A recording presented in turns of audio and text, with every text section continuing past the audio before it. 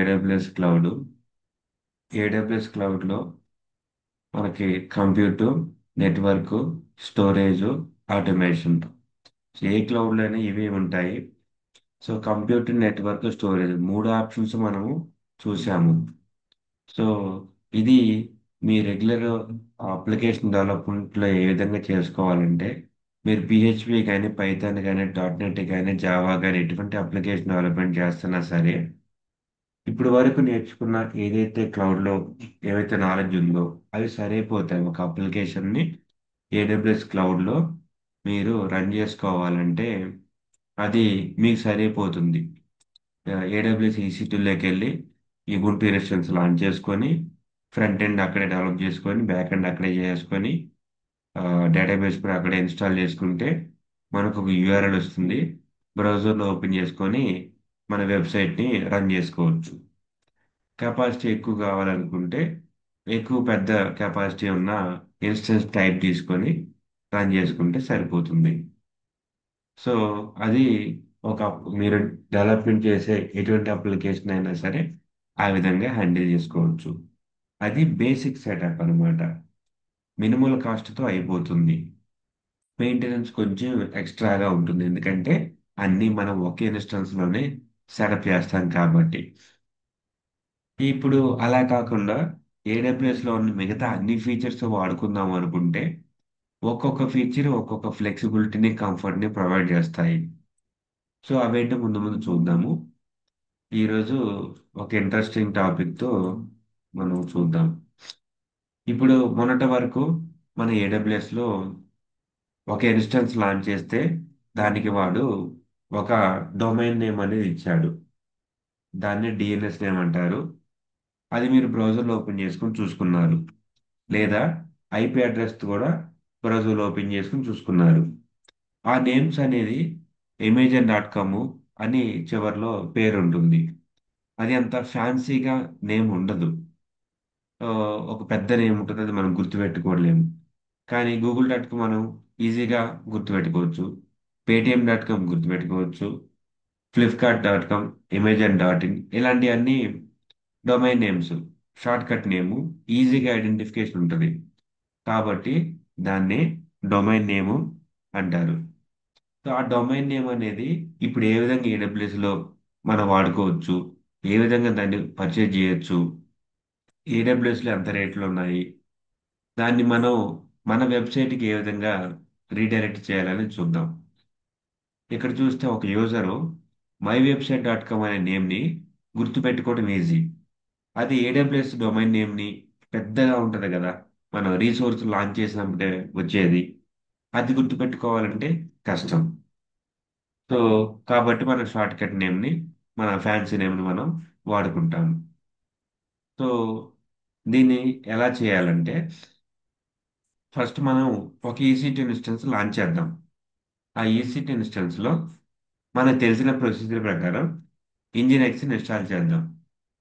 చేసి దాన్ని బ్రౌజర్లో ఓపెన్ చేసుకుందాం. అది అయిపోయిన తర్వాత దానికి ఒక మనకు కావాల్సిన ఫ్యాన్సీ నేమ్ని తగిలించి బ్రౌజర్లో ఓపెన్ చేద్దాం. అది ఇప్పుడు మనం చేయబోయేది. సో ఫస్ట్ స్టెప్ ప్రకారం ఏడబ్ల్యూఎస్లో, ఈసీ2లో, యుబుంటూలో ఇంజినెక్స్ మనం ఇన్స్టాల్ చేద్దాం.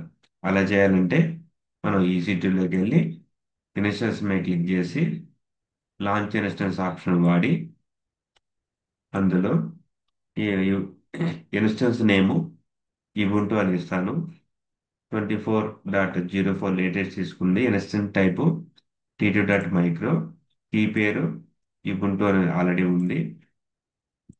Security group line security group, launch instance.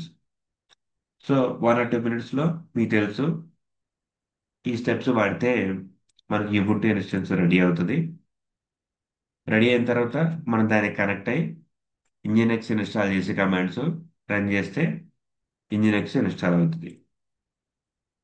ఇక్కడ మనం ఇన్స్టెన్స్ ఐడి మీద క్లిక్ చేస్తే దాని డీటెయిల్స్ ఓపెన్ అవుతాయి. ఈ పబ్లిక్ డిఎన్ఎస్ చూస్తే ఏముంది, చాలా పెద్ద నేమ్ ఉంది. దీన్ని మనం గుర్తుపెట్టుకోగలమా అంటే అంత ఫ్యాన్సీగా లేదు కాబట్టి వాడుకోవటం ఇబ్బంది. జనరల్ పబ్లిక్ మనం ఇచ్చామనుకోండి, ఇదా నీ కంపెనీ వెబ్సైట్ అంటే "ఆ, భలే అంటారు. అలా కాకుండా ఐపీ అడ్రస్తో నా వెబ్సైట్ ఓపెన్ చేయమంటే బాగానే ఉందలే, ఐపీ అడ్రస్ ఎవరు ఓపెన్ చేస్తారు అంటారు. ఎవరికైనా కష్టమే. సో కాబట్టి ఫ్యాన్సీ నేమ్ కావాలి కాబట్టి దీనికి మనము ఒక ఫ్యాన్సీ నేమ్ ఈరోజు ఇద్దాం. సో దానికి ఇచ్చే ముందు ఇన్స్టెన్స్ అనేది మనం ఇప్పుడే క్రియేట్ చేసాము. దానికి కనెక్ట్ అవుదాం. కనెక్ట్ క్లిక్ చేసి ఈసీ టు ఇన్స్టెన్స్ కనెక్ట్ మీద క్లిక్ చేసి కనెక్ట్ అని కొడతాను. అప్పుడు అది బ్రౌజర్లో మనకు ఓపెన్ అవుతుంది. ఇందులో ఇంజినెక్స్ ఇన్స్టాల్ చేయడానికి కమాండ్స్ వాడదాం. ఇది ubuntu కాబట్టి apt-get వాడాలి. అదే సెంటోస్ కానీ రెడ్ హ్యాట్ కానీ అయితే yum అనే ప్యాకేజ్ మేనేజర్ వాడాలి. స్క్రీన్ క్లియర్ చేస్తున్నాను. రూట్ యూజర్కి స్విచ్ అయ్యాను. apt-get update. ఇవి మ్యాండేటరీ కమాండ్స్. రిమోట్ రిపాజిటరీ నుంచి కావాల్సిన అప్డేట్స్ అది తెచ్చుకుంటుంది. అప్డేట్స్ తెచ్చుకున్న తర్వాత మళ్ళీ స్క్రీన్ క్లియర్ చేసి ఇంజినెక్స్ వెబ్ సర్వర్ని ఇన్స్టాల్ చేద్దాం. సో అప్డేట్స్ తెచ్చుకోవడం అయిపోయింది. స్క్రీన్ క్లియర్ చేశాను. apt-get ఇంజినెక్స్-y. సో ఇక్కడ ఇన్స్టాల్ అనే పదం రాయాలి. అదే అన్ఇన్స్టాల్ చేయాలంటే purg వాడితే అన్ఇన్స్టాల్ అయిపోతుంది. ఇవన్నీ అంతకుముందు సెషన్లో మనం కవర్ చేశాము. మీరు బైహార్ట్ చేసి నోట్బుక్లో రాసి ప్రాక్టీస్ చేసుకోండి. ఇంజినెక్స్ ఇన్స్టాల్ అయిపోయింది. ఇప్పుడు దీన్ని మనం ఇదే మన వెబ్సైట్, కంపెనీ వెబ్సైట్ అనుకుంటే దాన్ని బ్రౌజర్లో ఓపెన్ చేస్తే మనకి ఇంజినెక్స్ పేజ్ ఓపెన్ అవ్వాలి. ఓపెన్ అయిందంటే అవ్వలేదు. ఎందుకంటే స్టార్టింగ్లో వీడు హెచ్డిటిపి తగిలిస్తున్నాడు. దానివల్ల రావట్లేదు. అంతకుముందు అలా తగిలించేవాడు కాదు. ఇప్పుడు వెల్కమ్ టు ఇంజినెక్స్ పేజ్ అనేది వచ్చింది. ఈ వెబ్సైట్ నేమ్ అనేది మనం గుర్తుపెట్టుకోవడం డిఫికల్ట్ కాబట్టి మన షార్ట్ నేమ్ని ఇప్పుడు ట్రై చేద్దాం. సో షార్ట్ నేమ్ కోసం మనం ఏడబ్ల్యూఎస్లో వాడు ప్రొవైడ్ చేసే సర్వీస్ పేరు ఏంటంటే రౌట్ 53. ఇది రౌట్ 53. సో ఇందాక మనం చూసిన డయాగ్రామ్ చూస్తే mywebsite.com అనే షార్ట్ నేమ్ అనేది మనం ఇప్పుడు క్రియేట్ చేయబోతున్నాము. దానికి ఈ వెబ్సైట్ ఉంది కదా, amazon-aws.com. ఇంత పెద్ద పేరు గుర్తుపెట్టుకోలేం కాబట్టి దానికి షార్ట్ నేమ్ ఇద్దాం. అలా ఇవ్వాలంటే మెనూ బార్లోకి వెళ్ళి మనం ఇక్కడ రీసెంట్లీ విజిటెడ్లో నాకు ఆల్రెడీ రౌట్ 53 చూపిస్తుంది. బట్ మనకు కావాల్సింది డొమైన్స్ షార్ట్ కట్ అంటే ఓకే, లేదా రౌట్ 53 ఎలా వెతికినా మీకు దొరుకుతుంది. అది క్లిక్ చేసి ఓపెన్ చేస్తే ఈ పేజీ మీకు వస్తుంది. ఇది రౌట్ 53 డాష్బోర్డ్ పేజు. ఇందులో ఫస్ట్ మన డొమైన్ ఉందా లేదా, మనకి ఏదైతే షార్ట్ నేమ్ కావాలనుకుంటున్నామో దాన్ని చెక్ చేద్దాం. ఇక్కడ రిజిస్టర్ డొమైన్ ఉంది కదా, అక్కడ మీ పేరు ఏదైతే డొమైన్కి పేరు ఇచ్చుకుందాం అనుకుంటున్నారో దాన్ని ఇక్కడ ఇద్దాం. www. ఏమిద్దాం? thisismywebsite.com. చెక్. ఈ వెబ్సైట్ ఉందా లేదా చెక్ చేయమని చెప్పాను. వాడు this is my website is not available అన్నాడు. కానీ ఆల్టర్నేట్ సజెషన్స్, వాటి యొక్క కాస్ట్ కూడా కింద ఇచ్చాడు చూడండి. .com లేదు కానీ .io ఉందంట. దానికి ప్రైజు $71 per year. అంటే 71 ELG ఇన్ INR చూద్దాం. ఆల్మోస్ట్ ₹6,000 ఈ డొమైన్ మనం వాడుకోవాలంటే వాడు ఛార్జ్ చేస్తున్నాడు. అలాగా చూస్తే ఇక్కడ .comలో వెబ్సైట్ నేమ్ మార్చాడు. దిస్ ఈజ్ మై వర్డ్ప్రెస్.com అంట. దానికి $14 వేస్తున్నాడు. అలా ఇక్కడ డిఫరెంట్ డిఫరెంట్ ఆప్షన్స్ ఇచ్చాడు. నాకు ఇలా కాకుండా ఉన్న వాటిలో తక్కువే ఉంది $14. ఒకవేళ ఈ వెబ్సైట్స్ నాకు ఓకే, ఈ డొమైన్ నేమ్తో నాకు ఫైన్ అనుకుంటే తక్కువ రేట్లో వస్తాయి కాబట్టి వీటి మనం చూజ్ చేసుకోవచ్చు. కాదు, దిస్ ఈజ్ మై వెబ్సైట్ అనే పేరే కావాలి, చివర్లో డాట్ ఐఓ ఉన్నా పర్లేదు అనుకుంటే దీన్ని తీసుకోవచ్చు. సో అలా మనకు కావాల్సిన డొమైన్ నేమ్ ఏదైతే ఉందో దాన్ని మీరు ఇక్కడ వెతుక్కొని, యా, దాన్ని మీరు ఇక్కడ వెతుక్కొని ఏ ప్రైస్కి నచ్చితే దాన్ని అక్కడ సెలెక్ట్ చేసుకుందాం. ఫర్ ఎగ్జాంపుల్ తక్కువ ప్రైస్ 1480గా దాన్ని సెలెక్ట్ చేసుకుందాం. ఇక 73 రిమూవ్ చేస్తాను. Proceed to checkout. చూస్తే 1 ఇయర్కి $14. దాని పేరేంటి? దిస్ ఈజ్ మై వెబ్సైట్స్.com అంట. Okay, next. ఇప్పుడు మన డీటెయిల్స్ ఇవ్వాలి. ఇక్కడ పేమెంట్ డీటెయిల్స్, బిల్లింగ్ డీటెయిల్స్ ఇస్తే అప్పుడు నెక్స్ట్ పేజ్కి వెళ్ళి ఆ తర్వాత రివ్యూ సబ్మిట్ అని అడుగుతాడు. సో ఈ $14 మనం పే చేసేస్తే వాడు మనకు ఈ డొమైన్ ఇస్తాడు. అయితే పేమెంట్ ఇక్కడే అడుగుతాడా లేకపోతే మంత్లీ బిల్లింగ్ సైకిల్ ఇస్తాడా అనేది నాకు కొంత క్లారిటీ లేదు. ఎందుకంటే ఈ డీటెయిల్స్ అన్ని ఫిల్ చేస్తేనే మన నెక్స్ట్ పేజ్కి వెళ్తుంది. సో నాకు తెలిసి మంత్లీ సైకిల్ ఇస్తాడేమో అనుకుంటున్నాను, లాస్ట్ టైం నేను చేసిన దాన్ని బట్టి గుర్తుండి. సో ఇప్పుడు $14 కట్టడం కష్టం కాబట్టి ఆ ప్రొసీజర్ అయితే మీకు చెప్పాను. ఒకవేళ డొమైన్ నేమ్స్ ఇది కన్నా మీరు కొనుక్కోవాలంటే. అలా కాకుండా కొన్ని కంపెనీస్ ఫ్రీ డొమైన్స్ ఇస్తాయి, కాకపోతే అవి మనకు నచ్చే పేర్లుగా ఉండవు. ఫర్ ఎగ్జాంపుల్ నెట్లో ఫ్రీ డొమైన్స్ అని కొట్టినట్లయితే మల్టిపుల్ వెబ్సైట్ మనకు ఫ్రీగా డొమైన్స్ ఇస్తాయి. ఫర్ ఎగ్జాంపుల్ వీడున్నాడు ఫ్రీ నౌ అని, లేదా ఫ్రీ డొమైన్ 1 అని. ఇలా రెండు ఓపెన్ చేద్దాం. ఇదేంటో వచ్చిందండి, యా. ఇక్కడ నేను అంతకుముందు ఈ ఫ్రీనమ్ వెబ్సైట్ వాడాను. వీడి మధ్యన అంత ఫాస్ట్గా లేదు, బాగా స్లోగా ఉందని అనిపించింది. ఏంటి వీళ్ళు ప్రొవైడ్ చేస్తుందంటే ఓన్లీ వెబ్సైట్ డొమైన్ నేమ్, అంటే ఫ్యాన్సీ నేమ్ ఏదైతే మనం కావాలనుకుంటున్నామో ఆ నేమ్ ఇస్తారంతే.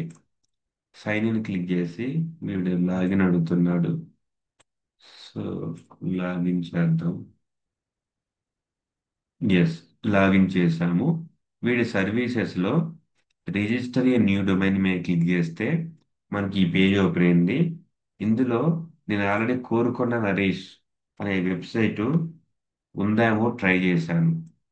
ఇక్కడ చెక్ అవైలబిలిటీ కొడితే వీడిది ఎందుకో వెబ్సైట్ పనిచేయట్లేదు. సో ఇక అది వదిలేస్తాం, వేరే దానికి వెళ్దాం. వీడి సైన్ అప్ లాగిన్ అడుగుతున్నాడు. ఇక్కడ కూడా కోరుకున్న రేషన్ దాకా ట్రై చేశాను. ట్రై చేస్తే కోరుకొండ నరేష్.వర్క్.జీడి అనే వెబ్సైట్ అనేది వీడు ఫ్రీగా ప్రొవైడ్ చేస్తాడంట. కాకపోతే వీడి ఆ వెబ్సైట్లో సైన్ అప్ అవ్వాలంట. సో నాకు ఆ సైన్ అప్ అవడం ఇంట్రెస్ట్ లేదు కాబట్టి దాన్ని పక్కన పెట్టేశాను. ఇప్పుడు మన రౌట్ 53కి వెళ్దాం. రౌట్ 53లో ఇప్పుడు మనం ఏం చేసామంటే ఈ డాష్బోర్డ్లోకి వెళ్ళి చూస్తే ఆ రిజిస్టర్ అనే డొమైన్ దగ్గర, అంటే మనకు కావాల్సిన ఏదైతే డొమైన్ పేరు ఉందో ఆ డొమైన్ కావాల్సింది చెక్ చేసుకున్నాము. దానికి ఎంత బిల్లింగ్ పడిద్దో చూపించాడు. ఆ బిల్లింగ్ పే చేస్తే మనకు కావాల్సిన వెబ్సైట్ని వాడు ఇస్తాడు. ఇచ్చిన తర్వాత నెక్స్ట్ స్టెప్ ఏం చేయాలంటే ఇక్కడ హోస్టెడ్ జోన్స్ అని ఉంది కదా, దాని మీద క్లిక్ చేయాలి. డొమైన్ పర్చేజ్ చేయడం అయిపోయిన తర్వాత హోస్టెడ్ జోన్కి వచ్చేసి క్రియేట్ హోస్టెడ్ జోన్. ఇది ఎందుకంటే మనము మన డొమైన్ని ఏ విధంగా రౌట్ చేసుకోవాలనే ఇన్ఫర్మేషన్ మనం ఇక్కడ ఇవ్వాలి. ఫర్ ఎగ్జాంపుల్ మన వెబ్సైట్ దిస్ ఈజ్ మై వెబ్సైట్.com అనే వెబ్సైట్ మనం డొమైన్ కనుక పర్చేజ్ చేస్తే ఆ డొమైన్ నేమ్ ఇక్కడ ఇచ్చేసి క్రియేట్ హోస్టెడ్ జోన్ అని చేయాలి. అప్పుడు మన పేరు మీదుగా ఒక డొమైన్ హోస్టెడ్ జోన్ అనేది క్రియేట్ అవుతుంది. ఇది క్రియేట్ అవుతుంది AWS లో. అంతేగాని పబ్లిక్గా ఇది మనం ఓపెన్ చేస్తే రాదు, ఎందుకంటే మనము డొమైన్ కొనలేదు. మనం స్టెప్ 1లో డొమైన్ కొనాలి, కానీ మనం దాన్ని కొనలేదు ఎందుకంటే వాళ్ళు $17 చెప్పాడు కాబట్టి. ఒకవేళ ఎవరికైతే నీడ్ ఉందో ఆ డొమైన్ కొంటే అప్పుడు అది వర్కింగ్లోకి వస్తుంది. సో ఇప్పుడు సెకండ్ స్టెప్ ఏంటంటే డొమైన్ కొన్న తర్వాత దానికి సంబంధించిన రికార్డ్స్ క్రియేట్ చేసుకోవాలి. అందుకే మనము హోస్టెడ్ జోన్లోకి వచ్చాము. ఈ హోస్టెడ్ జోన్లో ఇక్కడ టూ లైన్స్ క్రియేట్ అయ్యాయి. ఈ టూ రోస్ ఈ టూ రోస్ డిఫాల్ట్ అన్నమాట. ఇక నెక్స్ట్ మనం ఏం చేయాలంటే మనము ఏడబ్ల్యూఎస్ EC2లో ఇబుంటూలు ఇంజినిక్స్ చేశాం కాబట్టి మన డొమైన్ ఏ యూజర్ అయితే యాక్సెస్ చేస్తారో మై వెబ్సైట్ .comని మన ఇంజినిక్స్ పేజీకి పంపించుకోవాలి. ఇప్పుడు ఆ పని చేద్దాం. ఇప్పుడు థర్డ్ స్టెప్లో క్రియేట్ రికార్డ్. క్రియేట్ రికార్డ్లో నా వెబ్సైట్ డబ్ల్యూడబ్ల్యూడబ్ల్యూ ఆల్రెడీ ఉంది కాబట్టి నేను ఇక్కడ ఏం పేరు ఇవ్వను. ఒకవేళ నా వెబ్సైట్కి సబ్ డొమైన్ ఏదైనా ఇచ్చుకోవాలనుకుంటే అప్పుడు ఇక్కడ ఇలా విధంగా పేరు ఇచ్చుకుంటాను. ప్రస్తుతానికి నాకు సబ్ డొమైన్ ఏమి వద్దు కాబట్టి ఉన్న పేరు అలాగే ఉంచుతాను. సరే, ఇక నెక్స్ట్ ఇక్కడ అలియాస్ నేమ్ ఇవ్వాలి.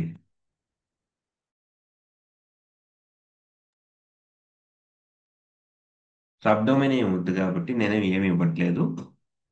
Record type alias record. ఆ తర్వాత అలియాస్ ఇక్కడ ఎనేబుల్ చేయాలి. ఆ తర్వాత చూజ్ ట్రాఫిక్ టు దేనికి పంపించుకోవాలి. మనది ఏడబ్ల్యూఎస్ EC2 యుబుంటూలో కాబట్టి ఇబుంటూ ఇక్కడ రాదు. ఇబుంటూ కాదు కాబట్టి అలియాస్ తీసేసి ఇక్కడ ఐపీ అడ్రస్ తెచ్చుకుంటే సరిపోతుంది. మన ఇన్స్టెన్స్ యొక్క ఐపీ అడ్రస్ అంటే ఇది. ఇది కాపీ చేసుకొని ఇక్కడికి వెళ్ళి పేస్ట్ చేయాలి.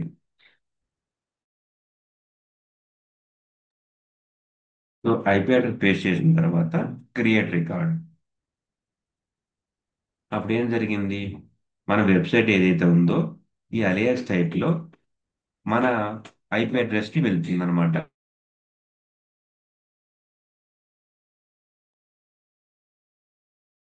యా, మనం రికార్డు కూడా క్రియేట్ చేస్తాం. ఇప్పుడు ఈ వెబ్సైట్ నేమ్ తీసుకుని ఆ, మనం బ్రౌజర్లోకి క్లిక్ చేస్తే మనకు వెల్కమ్ టు ఇంజినిక్స్ అనే పేజ్ రావాలి. అలా రాకుండా వేరేది ఏదో వచ్చింది. ఎందుకంటే మనం ఈ డొమైన్ని కొనలేదు కాబట్టి. మనం ఆ డొమైన్ కొంటే ఈ ప్రొసీజర్ ప్రకారం వెల్కమ్ టు ఇంజినిక్స్ పేజ్ ఏదైతే ఉందో అది వచ్చేదన్నమాట. Okay, that is fine. నా నెక్స్ట్ క్రియేట్ రికార్డు ప్రొసీజర్తో ఇంకా పని లేదు. సో ఇంతటితో ఇది ఓపెన్ చేద్దాం. ఇంతటితో మన short cut name fancy name ఏదైతే ఉందో దాని నుంచి మన ఏడబ్ల్యూఎస్ వాడు ప్రొవైడ్ చేసే డిఫాల్ట్ కన్నా పెద్ద డిఎన్ఎస్ నేమ్కి రిక్వెస్ట్ అనేది మనం రౌట్ చేసుకోవచ్చు. ఇది ప్రొసీజర్. అదే ఒకవేళ మన డొమైన్ అనేది లోడ్ బ్యాలెన్సర్తో లోడ్ బ్యాలెన్సర్ కింద కనుక ఉంటే అప్పుడు క్రియేట్ రికార్డులోకి వెళ్ళి ఇక్కడ అలియాస్ రికార్డ్ మనం అలాగే ఉంచాలి. ఈ అలియాస్ ఎనేబుల్ చేసి ఇక్కడ లోడ్ బ్యాలెన్సర్ సెలెక్ట్ చేసుకోవాలి. వీడు alias to application classic load balancer simple loading and simple loading choose region SAFS speed choose load balancer. ఇక్కడ లోడ్ బ్యాలెన్సర్ మనకి లిస్ట్ లో ఏది క్రియేట్ చేయలేదు కాబట్టి ఇక్కడికి రావట్లేదు. ఒకవేళ క్రియేట్ చేసి ఉంటే ఇక్కడ డ్రాప్ డౌన్ లోకి వచ్చేది. సో ఇప్పుడు ఆ లోడ్ బ్యాలెన్సర్ ప్రొసీజర్ ఏంటో ప్రాక్టికల్ గా చూద్దాం. ఇది క్యాన్సిల్ చేస్తాను. లోడ్ బ్యాలెన్స్ క్రియేట్ చేయాలంటే ఏం చేయాలి మనకు తెలుసు. లోడ్ బ్యాలెన్స్ సెక్షన్లోకి వెళ్ళి ఫస్ట్ టార్గెట్ గ్రూప్లోకి వెళ్ళి టార్గెట్ గ్రూప్ క్రియేట్ చేయాలి. ఇక్కడ ఆల్రెడీ ఒక టార్గెట్ గ్రూప్ క్రియేట్ చేసి ఉంది. సో అదే టార్గెట్ గ్రూప్ వాడితే మనం కన్ఫ్యూజ్ పడతాం కాబట్టి కొత్తది క్రియేట్ చేస్తాను. Create target group. నాకు ఇన్స్టెన్సెస్లో టార్గెట్ గ్రూప్ నేమ్ ఏంటి టీజీ సంథింగ్ ర్యాండమ్ ఇచ్చేసాను. HTTP 80 ఉంటే మనకి కావాల్సింది డిఫాల్ట్ అన్ని డీటెయిల్స్ మనకి డిఫాల్ట్. నెక్స్ట్ ఈ ఇన్స్టెన్స్ నాకు యాడ్ చేసుకోవాలి కాబట్టి ఇంక్లూడ్ చెప్పేశాను. టార్గెట్ గ్రూప్ని క్రియేట్ చేశాను. టార్గెట్ గ్రూప్ పేరేంటి సంథింగ్ ఏదో ర్యాండమ్ ఇచ్చాను నేను. TEASDF. ఓకే, ఇప్పుడు లోడ్ బ్యాలెన్సర్లోకి వెళ్ళి create load balancer, application load balancer, some random name load balancer ఇచ్చాను.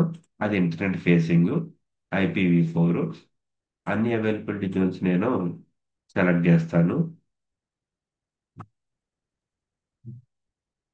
ఆ తర్వాత టార్గెట్ గ్రూప్ ఆప్షన్ ఇక్కడ చూపించలేదా?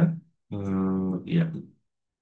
ఇక create load balancer, target group lead TALGF కాబట్టి అది సెలెక్ట్ చేశాను. Create load balancer. సో కాసేపట్లో మనకు ఈ లోడ్ బ్యాలెన్స్ రెడీ అవుతుంది.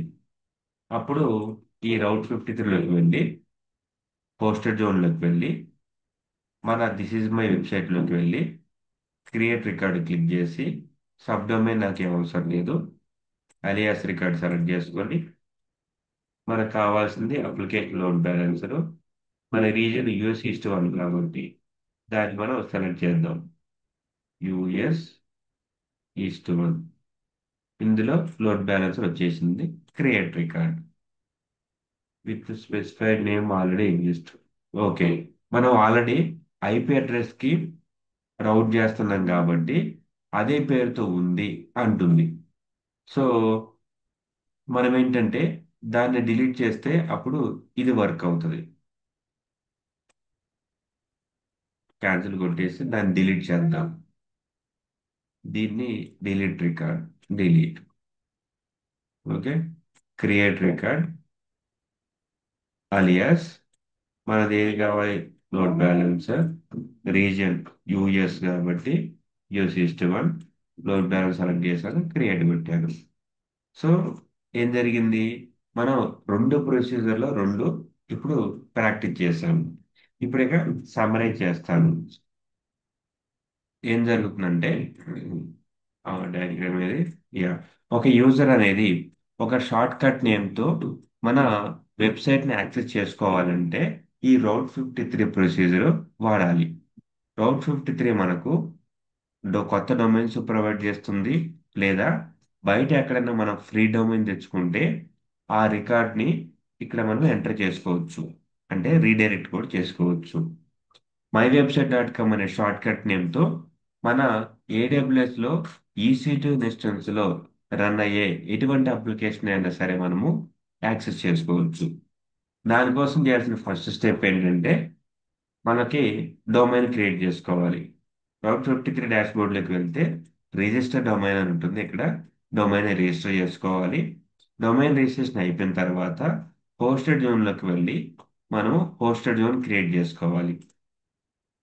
సో మై డొమైన్ సంథింగ్.com, ఇది ఈ విధంగా మనం హోస్టెడ్ జోన్ క్రియేట్ చేసుకోవాలి. హోస్టెడ్ జోన్ క్రియేట్ చేసేటప్పుడు మనకు పబ్లిక్ హోస్టెడ్ జోన్, ప్రైవేట్ అని ఇచ్చాడు. ప్రైవేట్ అంటే with in the AWS VPC network మాత్రమే అది యాక్సెసిబుల్ ఉంటుంది. పబ్లిక్ అంటే బయట యూజర్స్ కూడా అది యాక్సెసిబుల్గా ఉంటుంది. ఈ విధంగా హోస్టెడ్ జోన్ క్రియేట్ చేసుకున్న తర్వాత ఆ హోస్టెడ్ జోన్ రికార్డ్స్ అనేది మనకు కావాల్సిన విధంగా మాడిఫై చేసుకోవచ్చు. AWS EC2లో ఉన్న IP అడ్రస్ కైనా మనం రౌట్ చేసుకోవచ్చు, లేదా లోడ్ బ్యాలెన్సర్కి అయినా సరే రౌట్ చేసుకోవచ్చు. అది ఏ విధంగా చేయాలంటే ఈ రికార్డ్స్ అన్నమాట. ఈ రికార్డ్ క్రియేట్ చేసుకొని ఈ సబ్ డొమైన్ ఏమైనా ఇచ్చుకోవాలంటే ఇచ్చుకోవచ్చు. సబ్ డొమైన్ అంటే ABCD సంథింగ్, మన పేరు అనేది మన డొమైన్ కంటే ముందు ఇచ్చుకోవాలంటే ఈ విధంగా ఇచ్చుకోవాలి. అవసరం లేదనుకుంటే తీసేసి సరిపోతుంది. ఇప్పుడు అలియాస్ ఏం అవసరం లేదు, నాకు డైరెక్ట్గా IP అడ్రస్కి వెళ్ళాలంటే ఇక్కడ IP అడ్రస్ మెన్షన్ చేస్తే అది IP అడ్రస్కి రిక్వెస్ట్ అనేది ఫార్వర్డ్ అవుతుంది. అలా కాదు నాకు అలియాస్ కావాలి, లోడ్ బ్యాలెన్స్కి వెళ్ళాలంటే మన రెస్పెక్ట్ లోడ్ బ్యాలెన్స్ సెలెక్ట్ చేసుకొని నా రీజియన్ స్పెసిఫై చేసి ఆ లోడ్ బ్యాలెన్స్కి మనము మన ట్రాఫిక్ని రౌట్ చేసుకోవచ్చు. సో ఇది రౌట్ 53 AWS వాటి ప్రొవైడ్ చేసే డొమైన్ నేము, వాటి యొక్క రీడైరెక్షన్ ప్రొసీజర్. ఇప్పుడు ఇది అయిపోయిన తర్వాత మనం ప్రాక్టీస్ పర్పస్కి హోస్టెడ్ జోన్స్ క్రియేట్ చేశాం కాబట్టి వాటిని డిలీట్ చేస్తున్నాను. సో ఈ హోస్టెడ్ జోన్స్ పెద్దగా మనీ ఏమి కన్జ్యూమ్ చేయవు, ఎందుకంటే ఇవి సింపుల్ రికార్డ్సే కాబట్టి. కాకపోతే డొమైన్ నేమ్ పర్చేజ్ చేసేటప్పుడు మాత్రానికి మనకు పేమెంట్ అడుగుతాయి.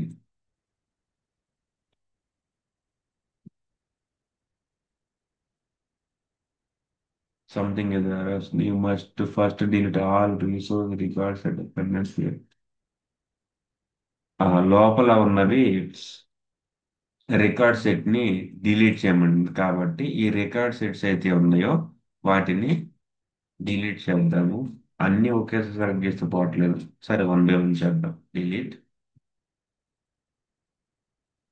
వీడియోస్. కొత్తగా క్రియేట్ చేసిన వాటిని డిలీట్ చేయమంటుంది.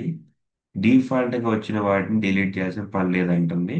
ఇక డిలీట్ జోన్ మీద క్లిక్ చేసి డిలీట్. ఇక నెక్స్ట్ ఇంకోది మిగిలింది. దీంట్లో కూడా మనం ఏదైనా క్రియేట్ చేశాం కదా, వాటిని డిలీట్ చేద్దాం. Delete record, delete. ఆ తర్వాత లాస్ట్ లో కూడా ఉంది కదా, డిలీట్ రికార్డ్, డిలీట్. ఆ తర్వాత డిలీట్ జోన్. ఇంకా ఉన్నాయా? లాస్ట్ ఇంకోటి ఉంది, దాన్ని కూడా డిలీట్ చేసేద్దాం. తర్వాత డిలీట్ జోన్ లో డిలీట్.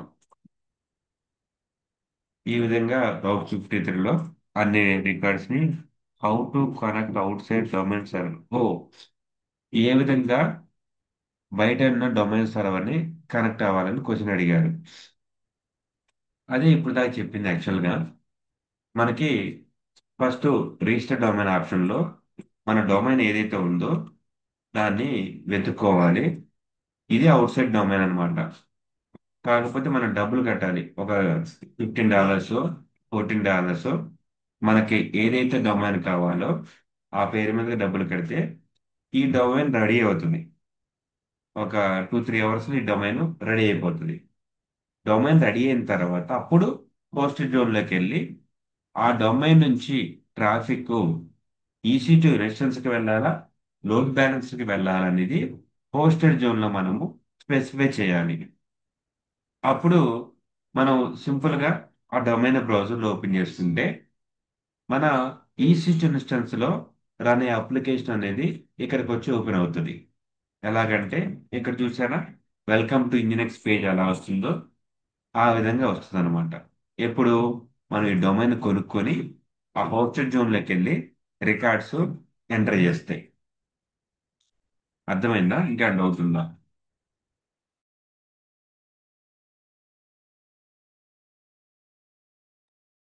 ఓకే.